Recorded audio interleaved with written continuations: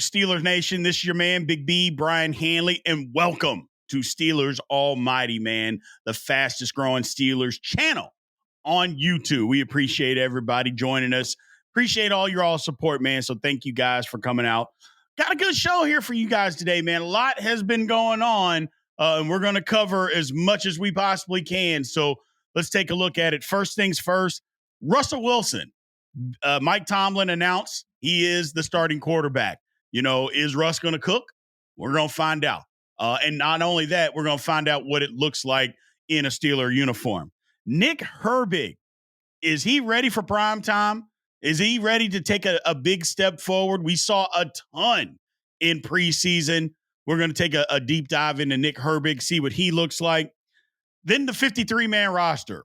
You know, we know it came out yesterday. I think it's important, and I'll go over this again, that the 53-man roster is not set in stone, but the Steelers had to get there. So we're going to take a look at that. And then upgrade to the wide receiver room.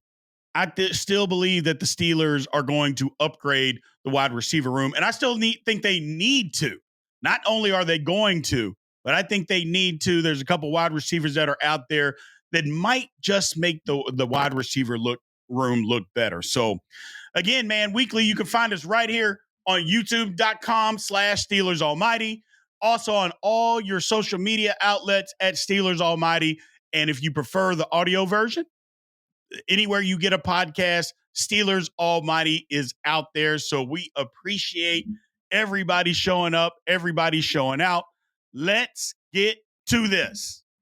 So first things first, Russell Wilson and his expectations. You know, what do we expect out of Russ? I mean, he's the starting quarterback. So let's take a little dive in here. Look at last year with Russell Wilson. Was that enough? I mean, if you look at what his numbers actually were, what is it? 3,070 yards, 26 touchdowns, 8 interceptions in 15 games. You know, the Broncos shut him down for the last 2 games because they didn't want to have to pay that injury settlement if he got injured. They didn't want that part of his contract to kick in. So they shut him down. Okay.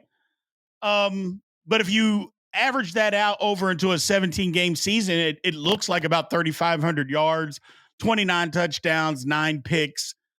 Is that enough?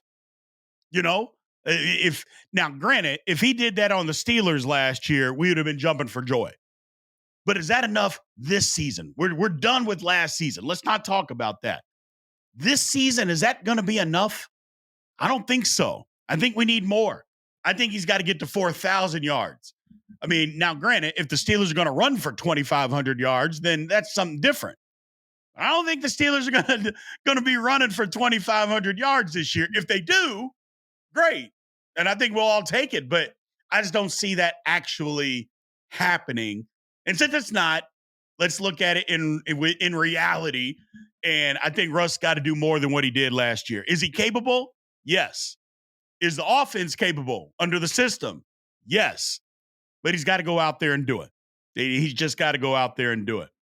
Next thing is it still a competition? I mean, Mike Tomlin isn't a guy that's going to give you the job for 1 week and then just say, okay, yeah, if you play bad, you're out. He's not going to do that. And I don't even think it's not just Mike Tomlin. Most coaches aren't just going to do that. So I think the competition for the most part is over. I think Russ was the winner. Number one, let's backtrack. Was it a competition to begin with? No. And I told you all after the second preseason game when we saw Justin Fields out there at the end of the game with the 4th offensive line, I told you right then and there, this was never a competition. And no matter what the Steelers told us, wasn't a competition. So kind of is what it is. But is it still one? No. Was it ever one? No. Can Justin Fields get on the field a little bit in certain packages? Yeah, I guess, if that's what you want to do. I don't know that you have to. I mean, Russ is athletic. He's not athletic like Justin Fields. Let's not kid ourselves. But he can run around a little bit. Hell, his whole career was based on that, wasn't it? Running around, improvising, making plays. We got to get back to that. So I don't think it was ever a competition between the two. What he also must do, he's got to get comfortable with being uncomfortable. Look, the things about Russell Wilson that a lot of people have said, and it's the truth. He doesn't throw the ball over the middle. He holds on the ball too long, or he takes a check down. Now, I know what you're going to say. Come on, Big B. You literally just said he either holds it too long or he throws a check down. Well, let me explain the difference. You can take a hit when you see the rush coming, and that's an easier hit to take than one and hold on to it and take a sack, than one that you don't see coming because you're holding the ball to throw it to the place that it needs to go and you get hit throwing the football. Different kind of hit. It just is. Anybody that's either played football or knows football understands the difference. And Russ has been taking a lot of sacks that he doesn't have to take. Stop holding the ball. Checking down because he doesn't even want to get hit. Hey, look, this is an offense that you got to throw the ball down the middle of the field. It's predicated on you throwing it down the middle of the field. That was with some of the stuff that we used to scream about Kenny Pickett not doing last year. Throwing the ball down the middle of the field. He didn't do that. And now some of that was scheme. Obviously, we're not going to talk about that offensive coordinator. We're not going to bring him up. But some of it was Pickett, and we know that. Russell Wilson can't be that same guy. Got to throw the ball down the middle of the field. This offense is predicated on you attacking the middle of the defense. So if he's going to be our quarterback, he's got to be able to do that. So now here's another thing about Russell Wilson is he the future? Like if Russell Wilson has a good game or a good season, I should say, is he going to be the future for the next 3 to 5 years? Are we okay with that? Saying that, okay, he had a good year. We're going to turn this thing over to Russ for the next 3 to 5 years. Because remember, he's 36. So he's not going to play forever. But the way that the rules are, you can play into your 40s at the quarterback position. You can do that. And you can be effective as long as you can continue to play. You know, if your body holds up. And in that second preseason game, we saw some zip on the ball from Russell Wilson that we didn't see in the first. I'll give him that. But is he the future? Are we okay if he has a good season? Do we want him to be the guy for the next 3 to 4 years or 3 to 5 years?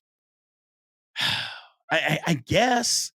I mean, because if not, and again, this is all predicated on him having a good season.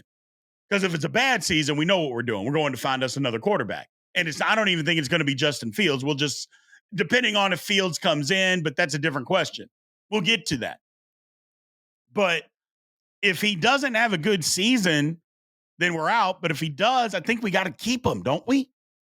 You know, because why are we going to go? We're going to try to draft somebody, go get somebody else in free agency. I think if he does have that good season, we stay. We stay. 3 to 5 years doesn't seem like that long. As long as his body holds up and he can continue to play and be effective, I think we do it. Let's go to the poll question, people. Let's go to the poll question. So the poll here, how many games does Russell Wilson start in 2024? I think that's a good question. A, 2 to 4 games. B, 5 to 8. C, 9 to 12. D, 12 plus. Leave your answers in the comments. Yeah, I don't think it's 2 to 4 unless there's an injury, God forbid. So I don't think there's any chance that it's going to. I think it's probably 12 or more, but we'll see. He's got to play well. He's got to play well. And there's some people out there that's saying that the leash is going to be really short. I don't believe that. I mean, everything in this offseason should tell you that the leash is not going to be short. He barely practiced. He didn't do a ton in the preseason, and he's the starter.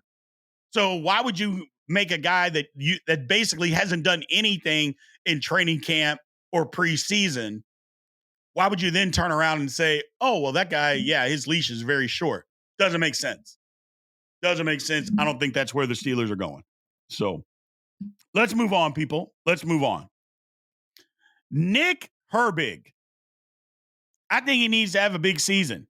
I think he needs to have a ton of snaps. First of all, I think he's going to have a big season, and I think he needs to get even more snaps. So first off, how good is he? How good's he going to be? Yeah, I think Nick Herbig is very good. I think he's very good. Now, in the preseason, let's not get ahead of ourselves. We know what preseason football means. But against the Steelers during practice, in the joint practices that we've had, Nick Herbig has been doing his thing, people. He literally has been doing his thing. And we saw flashes of it last year during the season.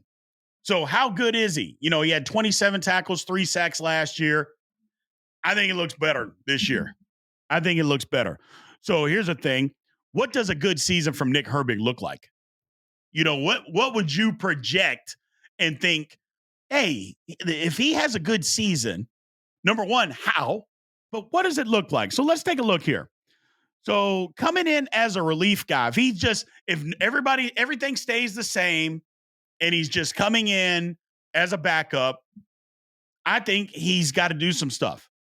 I think 36 tackles, 38 tackles and 6 sacks, I think that's what it's got to look like.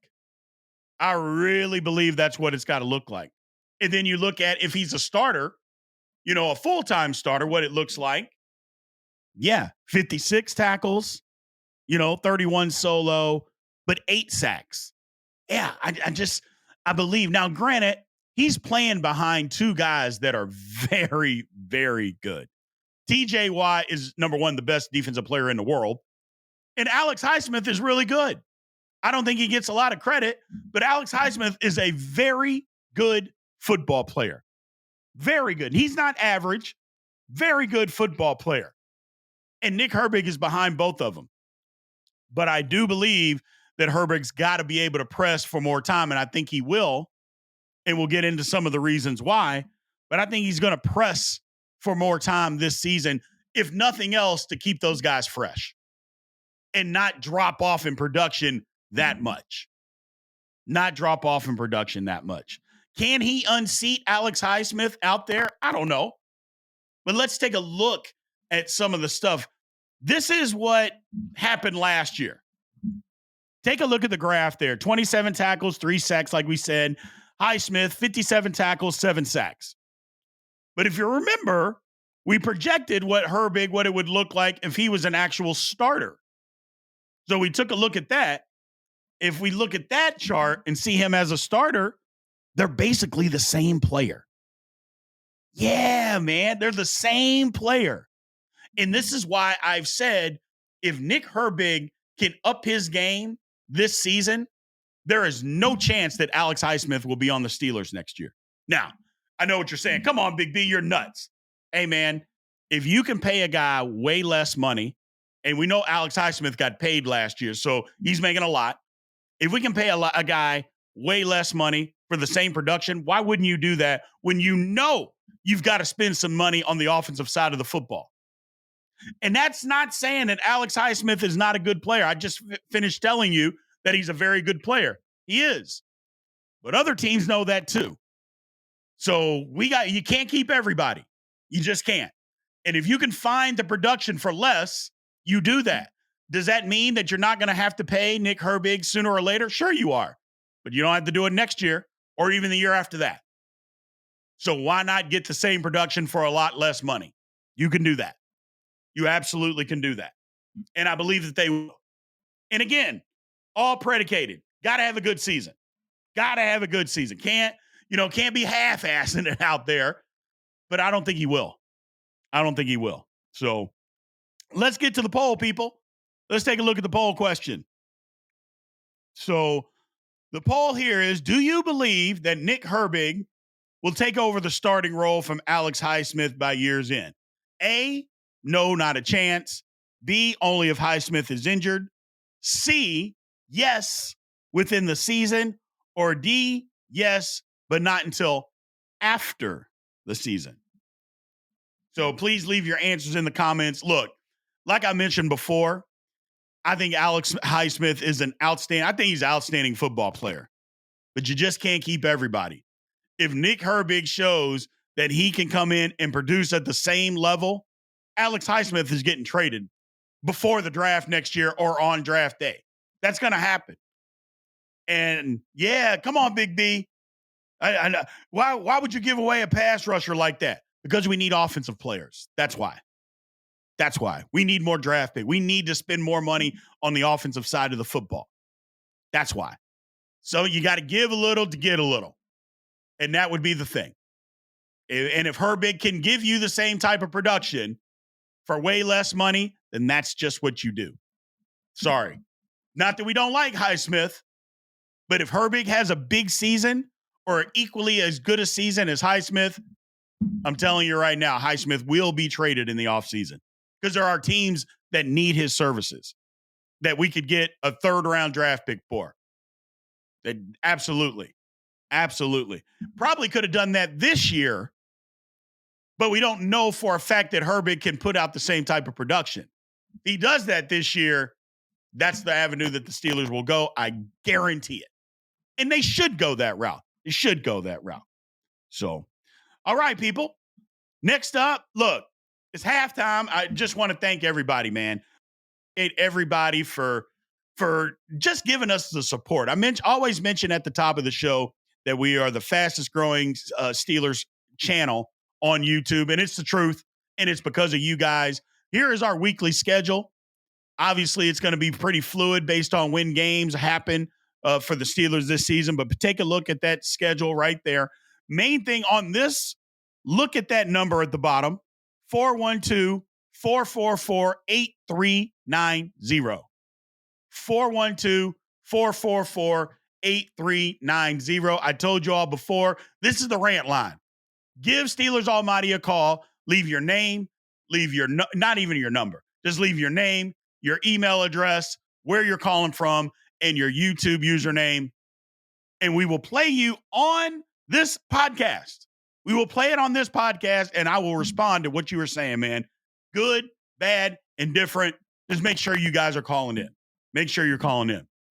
Now, another thing is we've been getting a ton of support through the super chats. Look, Capricorn Steel has sent us some. We appreciate everything that you guys have done, man.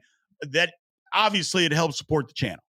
And anything that you guys want to do, that's one way to do it. There's several others, but we definitely appreciate anybody that's sending us super chats because, again, it just helps us be able to put the show out there for you guys.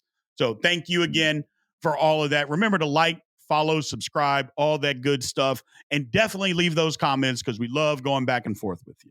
So let's move on. Let's trek on. So the 3-man roster.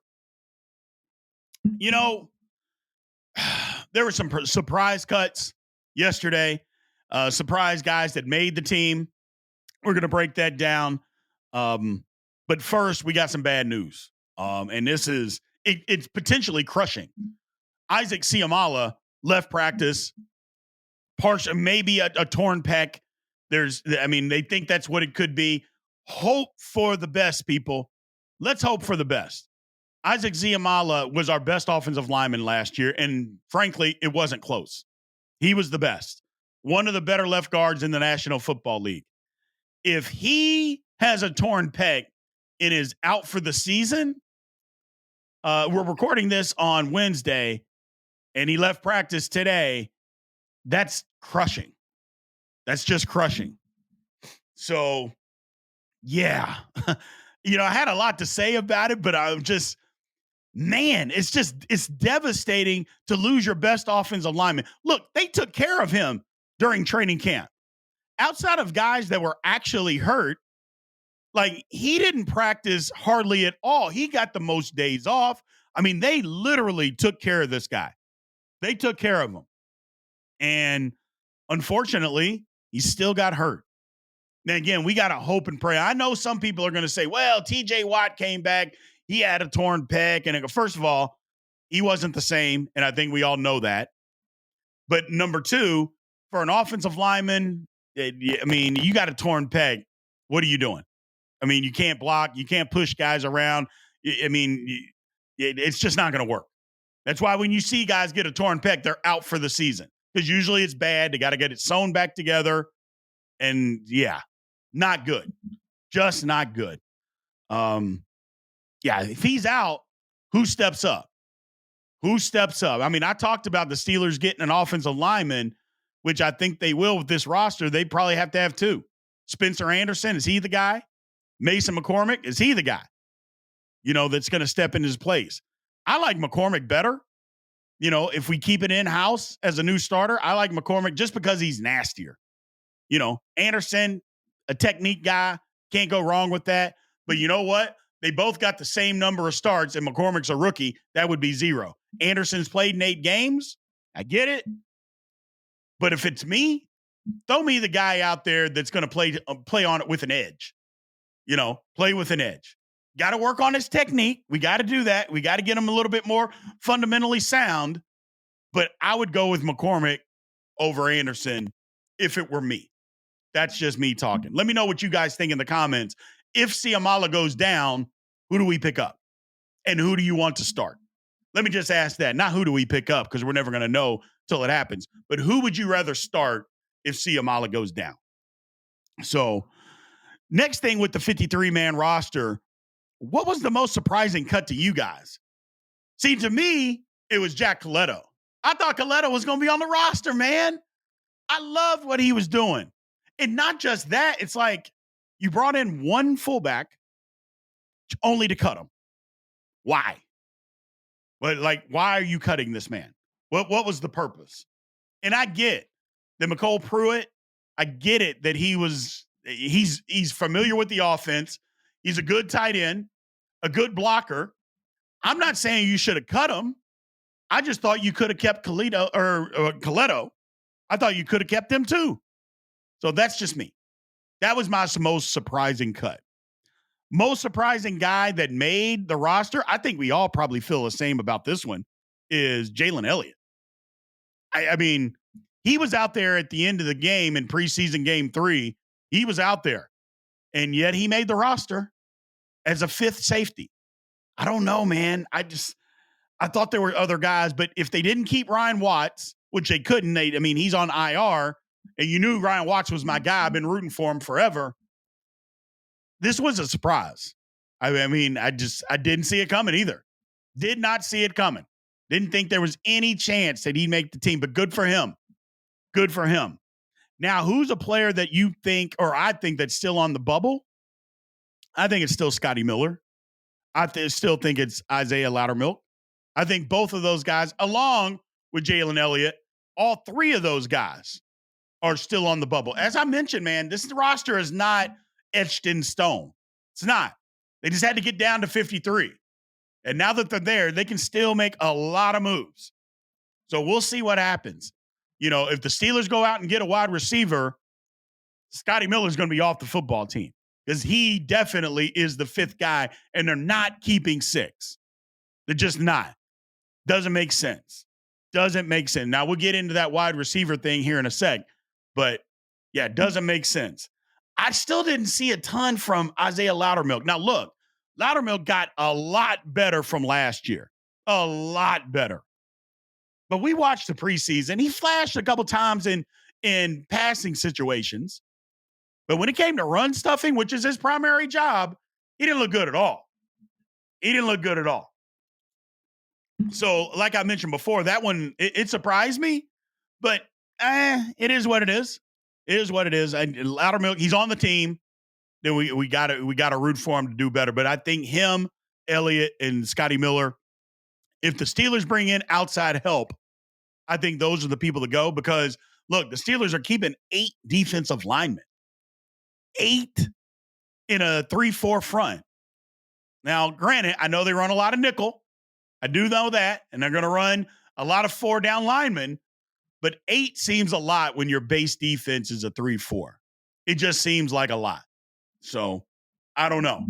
But maybe obviously they feel comfortable with it. Not maybe. They obviously feel very comfortable with who they got. Look, we got Hayward, Lario, who had a great camp. Lowry was hurt, came back, played well. Leal is going to get reps, not only D-line, but outside linebacker. That's why they didn't keep a 4th outside linebacker, although I'm not positive they're not going to go try to find one. Logan Lee, Loudermilk and Logan Lee. I think they kept Logan Lee because they like him.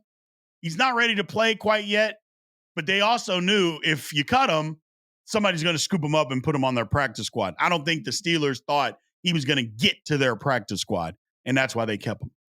Then, you got the beast, Keanu Benton, and Martravius Adams, both beasts inside. I look for Benton to have a big year. He's figured it out. He knows how to be a pro. Look for Benton to have a big, big year for the Pittsburgh Steelers. Moving on here. So, wide receiver. Look, the wide receiver room, it is what it is. But can it be better?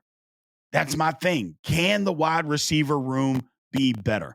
Anybody out there that can join us? Now, the big talk here lately has been all this talk about John Mechie and should the Steelers go get him? And there's another guy that got cut from the exact same team as Noah Brown. Look, Mechie, they were both on the team. The Texans kept Mechie and they cut Noah Brown. Mechie's younger. I think he's probably a little bit more explosive. Definitely doesn't have the resume of a Noah Brown, but they felt more comfortable keeping him. So why? I mean, to me, they're not getting rid of him. And I know some people, well, maybe they kept him to trade him. Why? Like, I mean, somebody going to give you a 7th rounder next year for him? Probably not. It might be in 2026 draft. Are the Texans willing to do that? No. I think this guy, he's in the plans. Now, there's a deep depth chart over there. He's going to be down on the totem pole a little bit when it comes to getting the football. I just don't think that they're interested in trading him. If the Steelers need somebody, go get a Noah Brown. He's out there. He's available. And I know what a lot of people are saying. Come on, Big B. The wide receiver room is fine. First of all, no, it's not. Second of all, is Noah Brown better than Van Jefferson? Maybe he's not. I don't know. But I know he upgrades the room. Is he better than Scotty Miller? Yeah, he is. Okay. Is he better than Calvin Austin? He's probably not fast. Not probably. He's definitely not faster than Calvin Austin. But is he a better receiver? Yeah, he probably is, man. He probably is. He definitely has the pedigree, or not necessarily the pedigree, but the resume. He's got that. So maybe he is better. We don't know about Roman Wilson at this point. I've said it from early on. I think Roman Wilson's the second best receiver we have on this team. But he's hurt. So what are you going to do? He's hurt. Other guys out there, Justin Ross got cut from the Chiefs, had a lot of promise early on. Maybe Terrence Marshall. That's another guy. Is he better than Van Jefferson? I don't know. But if he's just as good, yeah, it upgrades your room, people. And that's all we're trying to do is upgrade the room. That's all we're doing. Because let's just be honest about all of this. The Steelers have George Pickens and a bunch of number 3 receivers. They do. A bunch of number 3 receivers. Now, I'm not saying bad receivers, but on most teams, these guys, outside of Roman Wilson, who we don't know anything about yet, but most of these guys are number 3 at best. And again, in an Arthur Smith offense, you don't always have to have, 2 great wide receivers to make it go. But if you can get a lift, a better lift in the room, you do it. You do it. So Terrence Marshall would be a guy that could do it. He would. He would uplift the room. Some people don't think he's as good as Van Jefferson. I think he is. I definitely think he is. There's an opportunity there. If there is an opportunity, Steelers really need to look into that. Now, I'm going to shut this next thing down immediately. Brandon Ayuk is not going to be a Pittsburgh Steeler. No trades for Brandon Ayuk. Look, we were the side piece for Ayuk and his agent. I said that to you guys several weeks ago. It was absolutely true. He had no intention of coming to Pittsburgh at all. He was just trying to get more money. He hasn't signed yet with San Fran. They said it could go into week 1. San Francisco does that, though. They wait till the very last second, and then they sign their guy. So I don't suspect anything to be different with Brandon Ayuk. But the one thing that I know, and I've been telling you guys, we're the side piece, not coming to Pittsburgh. Not happening. Not happening. So Is the wide receiver room fine the way that it is? No, it's not. I'm not saying we can't win football games. I'm just saying to get to where we're really trying to get, we got to get better. We got to get better. And then what are your expectations for George Pickens? I mean, for me, expectations for George Pickens, if he's going to be the guy, it's time for him to turn on the maturity, turn on the route running, and it's time for him to be the guy. And I think the offense and the concepts, all that stuff will allow him to be the guy. Now, he's going to get double teamed. There's no ifs, ands, or buts. He's going to get double teams just because of what we don't have on the other side of the field. So he's going to get double teamed. But you know what? They double team a lot of good receivers. Since the double team was invented, they've been double teaming a lot of good receivers. So it doesn't matter. And you know what? Those guys, the great ones, they still get open. And the offense, they still force feed them the football. So look, 1,400 yards out of George this year, man. 110 catches. Yeah, that's what I'm looking at. Got to be that guy. Number one, he's trying to get paid. You saw all these wide receivers this offseason. He saw all those guys get paid. He wants to be known and be in that upper echelon. It's time to go do it. It's time to go do it. And I don't want to hear the excuses. I don't want to hear it. Just go do it. Just go do it. Do they have to help you? Sure. Offensive coordinator, quarterback play, running game. All of those things has to help him. But you also got to be the guy. You got to go be the guy. All the temper tantrums and all that stuff. Hey, man, it's time to play football. Go be the guy that we all know that you can be. But if you go out there and you get 800 yards on 60 catches, number one, you're not going to get paid. And number two, don't talk like you're in the upper echelon of receivers. We don't want to hear that. But I don't think that's going to happen. I'll be honest. I don't think that's going to happen. Let's go to the poll. Let's go to the poll, people. With the poll question, boom, how important is it that the Steelers add another wide receiver to the roster? Number 1 through 10, rank it. 1 is not important, or 10, dire. How important is it that the Steelers add another wide receiver to the roster? Rank from 1 to 10. 1 is not important, and 10 is dire. If it's me, I say 7. I give it a flat out 7. I think the Steelers got to do it. I think they got to do it. I think this is the time to do it. Go get a guy. Go get a guy to get the room better. Because that's all we care about, isn't it? Is making the room better. That's all we care about. Doesn't matter who it is. As long as it can make our room better, that's what we got to do. That's what we got to do. Look, so the Steelers roster, they had to get down to 53. It's not set in stone. I think with this Isaac Seumalo injury, I think there's a good chance the Steelers add not 1, but 2 offensive linemen before the first game. I think they do. There's a good chance, depending on his injury and depending on how bad it is. We're going to hope for the best with that. But depending on how bad it is, I think they add 2 linemen. I think they add another wide receiver. I think this roster is just not set in stone. I know a lot of people thought that it was, and okay, this is it. No, there's a lot of movement that still needs to be done. It's not a finished product. We just had to get to 53. Now that we're there, now it's time to start wheeling and dealing a little bit to finalize this thing and to get it better. Russell Wilson, been named the starter. We got to see it, man. It's time. No more excuses. And here's the thing about Russell Wilson. I've mentioned it before, and I'll mention it again. He's playing for his career. He's not getting another shot. He's not.